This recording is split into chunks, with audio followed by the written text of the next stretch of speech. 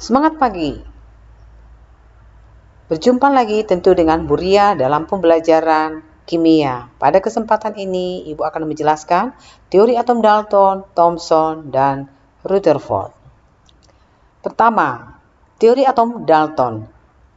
Sebelum Dalton mengemukakan tentang teori atomnya, ada seorang ahli yang bernama Demokritus mengatakan bahwa atom adalah partikel terkecil yang tidak dapat dibagi atau sesuatu yang tidak terlihat. Ibaratnya sebuah benda.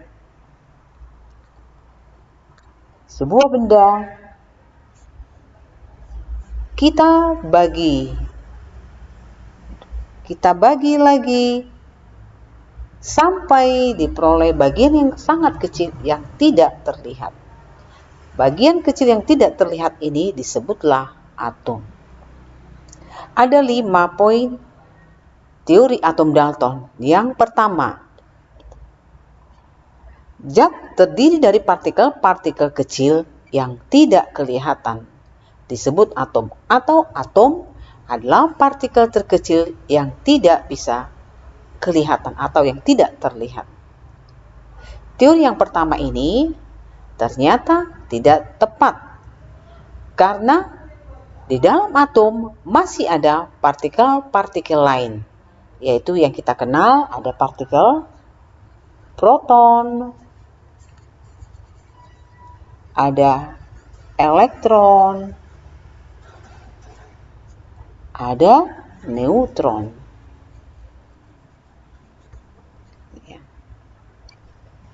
Ya. Jadi atom bukan sesuatu yang kosong, tetapi dalam atom itu ternyata ada proton, elektron, dan neutron. Teori atom yang kedua. Semua atom dari suatu unsur adalah sama, tetapi berbeda dari unsur lainnya. Atau massa dari atom suatu unsur adalah sama, tetapi berbeda dengan massa atom dari unsur lainnya. Ternyata pernyataan ini tidak tepat karena memang kita temukan ada namanya isotop. Nah, kita ambil contohnya. Misalnya unsur oksigen. Dia memiliki massa 15. Unsur oksigen juga memiliki massa 16. Atomnya sama, tetapi massanya berbeda. Sementara kata Dalton, bahwa jika atomnya sama, tentu massanya itu hanya ada satu macam. Ya, inilah yang disebut isotop. Teori yang ketiga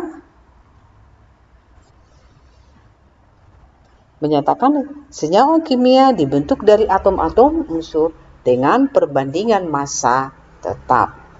Kita ambil salah satu contoh. Nah, misalnya H2O ini adalah senyawa kimia. Ternyata perbandingan massa atom H dan atom O-nya itu sama dengan 1:8.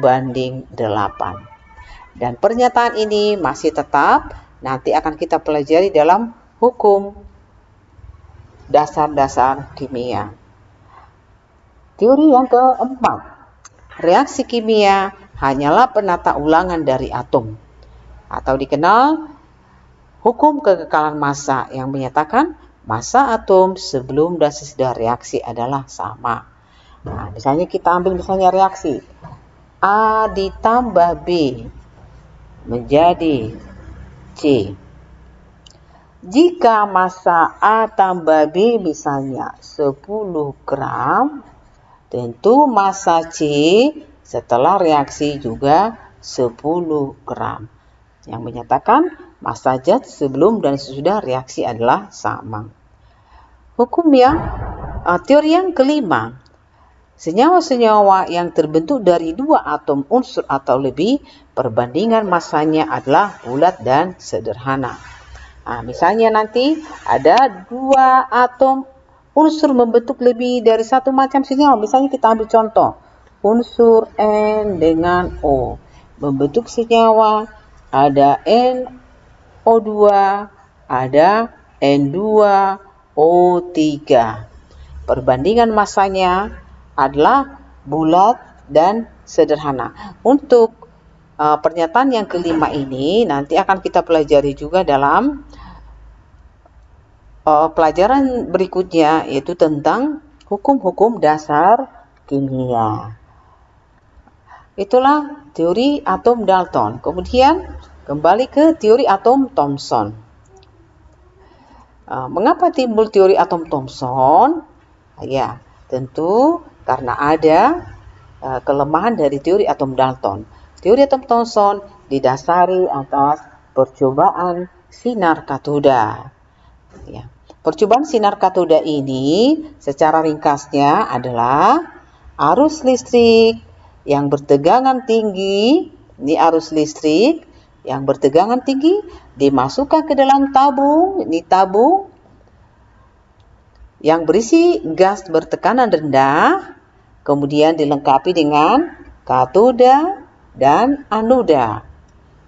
Saat listrik ini dinyalakan, ada sinar yang terlihat dari katoda menuju anoda. Ada sinar. Inilah sinarnya dari katoda menuju anoda.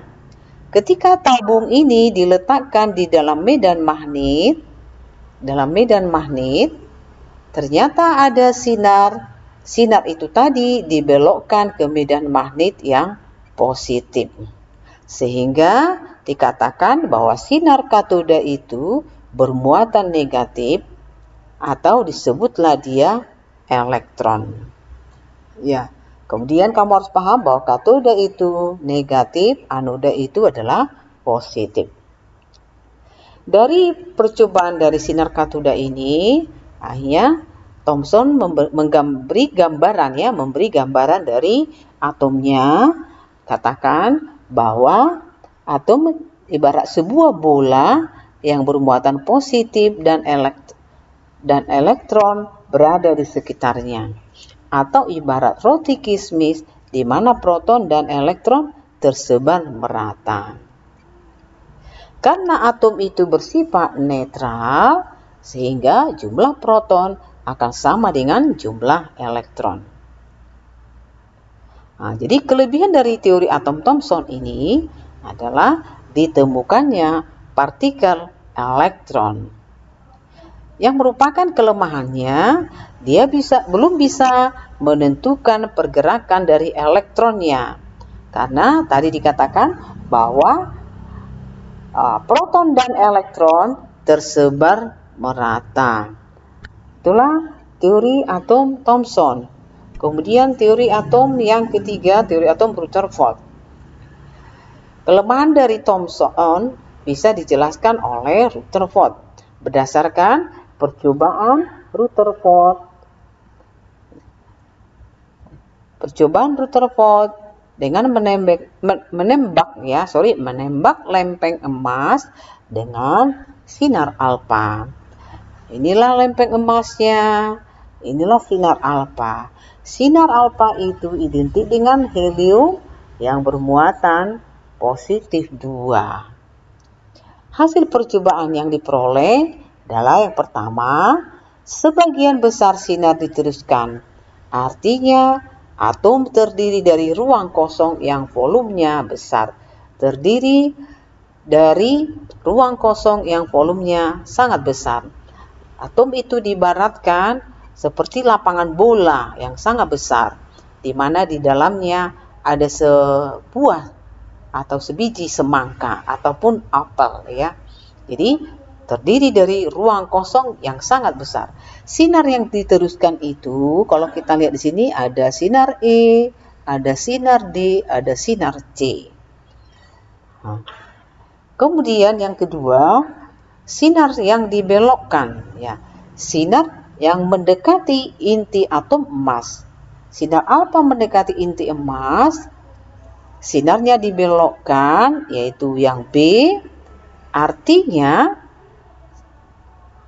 inti yang ditembak itu sejenis dengan sinar alfa. Kemudian yang ketiga, ada sinar yang dipantulkan, yaitu sinar yang mengenai inti atom. Artinya dalam inti atom ini ada muatan sejenis dengan alfa. Nah, kamu sudah tahu bahwa muatan sejenis tolak menolak, muatan tidak sejenis tarik menarik.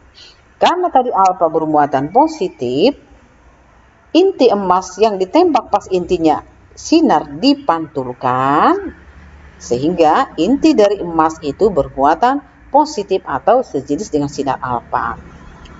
Sehingga dari hasil percobaan Rutherford itu disimpulkan bahwa inti atom itu bermuatan positif. Rutherford menggambarkan model atomnya di mana atom tersusun dari inti yang bermuatan positif dan dikelilingi elektron bermuatan negatif. Ibarat planet mengelilingi matahari. Intinya ada di tengah, inti elektron mengelilinginya. Saya ulangi, model atom Rutherford bahwa atom tersusun dari inti bermuatan positif dan elektron mengelilinginya. Nah, kemudian ada menjadi suatu pertanyaan, hidrogen dan helium. Kalau kita lihat, hidrogen itu nomor atomnya 1 atau protonnya 1. Kemudian helium itu nomor atomnya 2 atau protonnya 2. Nah, karena tadi inti dari atom itu terdiri dari proton dan massa dari atom itu ditentukan oleh proton. Massa dari atom ditentukan oleh proton. Dari pernyataan ini bahwa massa helium 2 kali massa H. Tetapi faktanya massa helium 4 kali dari massa H. Sehingga timbul pertanyaan bahwa ada partikel lain di dalam atom itu. Sehingga disimpulkan partikel lain di dalam inti atom yang massanya sama dengan proton adalah neutron. Akhirnya disimpulkan bahwa inti atom terdiri dari proton dan neutron. Apa yang merupakan kelebihan dari model atom Rutherford adalah dapat menjelaskan lintasan elektronnya. Kemudian menemukan inti atom terdiri dari proton dan neutron. Tentu kelemahan dari Rutherford masih ada, karena memang setelah ini masih ada teori dari Niels Bohr. Yang merupakan kelemahan dari Rutherford adalah bertentangan dengan teori Maxwell. Teori Maxwell mengatakan, jika partikel elektron mengelilingi inti atom, maka energi elektronnya itu lama-lama akan berkurang. Sehingga jari-jari lintasannya semakin kecil dan akhirnya elektron bergabung dengan inti atom. Itulah kelemahan dari Rutherford. Di sini ada partikel-partikel penyusun dari atom itu. Ada partikel elektron, ada proton, ada neutron. Elektron itu disingkat dengan E, proton itu P, neutron itu N. Massa dari elektron dalam gram sekian, massa proton sekian, massa neutron sekian. Dalam SMA, massa elektron itu 0. Sehingga massa elektron itu diangkat 0, itu di atas ya. Massa proton itu 1, sini 1. Massa neutron itu 1, di atas massanya 1. Kemudian muatan elektron itu dalam kolom, ini angka yang sebenarnya. Muatan proton ini, tapi ini positif.